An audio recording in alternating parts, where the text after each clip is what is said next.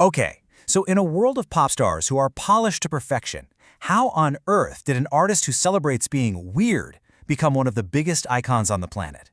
Well, today, we're diving into Billie Eilish's visual autobiography in her own words. And let me tell you, it's so much more than just a book of cool photos. It's basically a blueprint for how to turn your own uniqueness into your greatest weapon. The whole book really boils down to this one massive question. How did someone who seemed to break every single rule in the pop star playbook end up completely rewriting it for a new generation?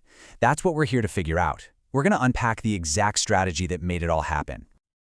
All right, so first, the basics. This book came out in 2021, and you need to know it's not your typical memoir. It's not a tell-all kind of thing.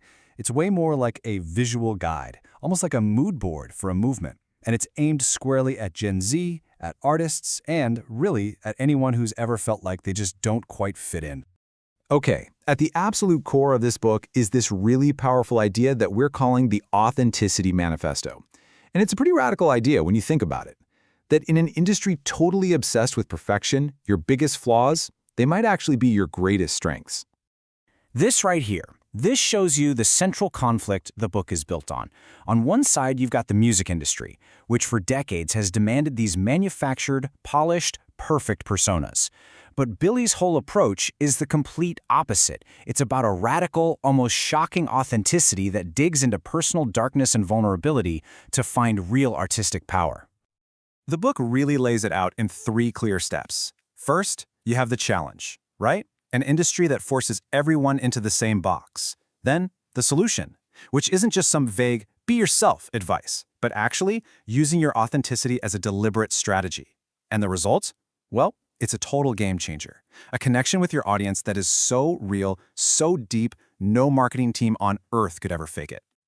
And you know, this strategy really comes to life when you hear it in her own words. So we've pulled 5 key quotes from the book that pretty much act as a step-by-step guide to her entire philosophy.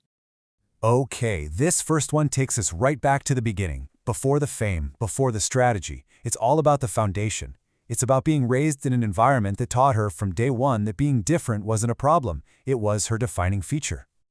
So the big insight here is that authenticity isn't some magical thing you're just born with. It's something that's cultivated. It grows in places that actually celebrate uniqueness.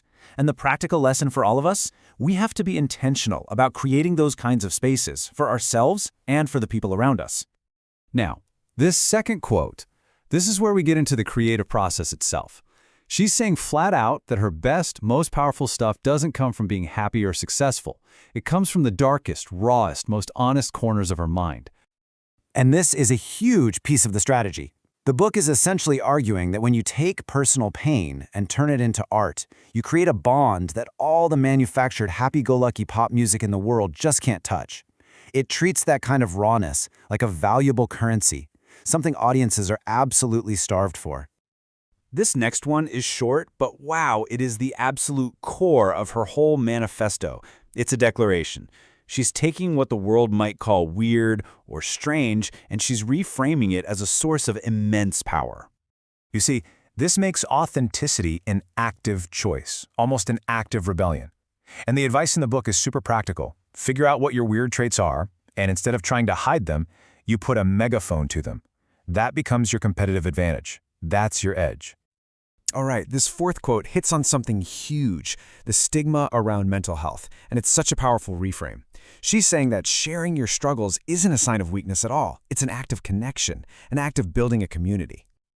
So right here, that shared struggle becomes a bridge connecting the artist to the audience. The book shows that when you're this open about what's really going on, it does way more than just make you relatable. It builds a genuine community where people feel truly seen and understood. And finally, this fifth quote shows how her personal authenticity doesn't just stay personal, it expands outward.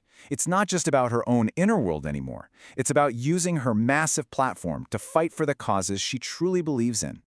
This really shows that true authenticity isn't a passive thing. It's not just about self-discovery, it's about action. The book's final point is that if you're really true to your values, you'll inevitably end up standing up for them in public. You'll turn your platform, whatever it is, into a force for change. Okay, so that's the big idea. But how can we actually apply this? Because this isn't just some abstract theory about a famous pop star. The book gives us a really practical playbook for putting these ideas into action in our own lives. And here it is. It's called the Weird Inventory Playbook. Step 1 is to identify. You literally list out the things about you that others might call strange. The book calls these your hidden superpowers. Step 2, amplify. Pick one of those traits and actually showcase it. And step 3, connect.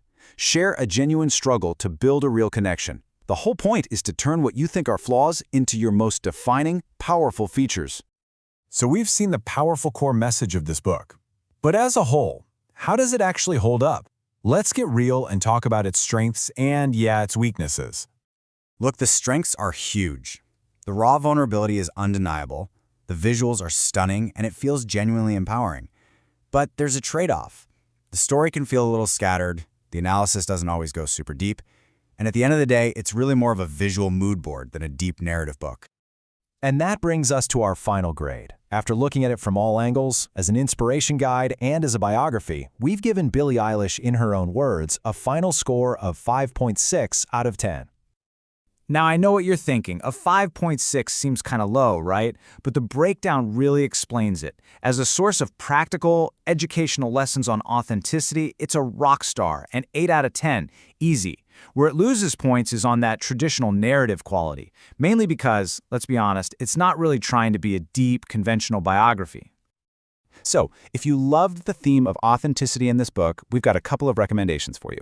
If you want a more traditional, super deep, gritty rock autobiography, you have to read Bruce Springsteen's Born to Run. It's a masterpiece.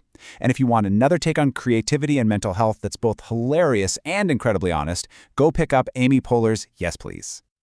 You know, at the end of the day, Billie Eilish's book is a really powerful piece of visual inspiration, and it leaves us with this one final provocative thought. What if the strangest thing about you is also the most valuable? For more explainers just like this one, make sure you follow and subscribe. We'll see you on the next one.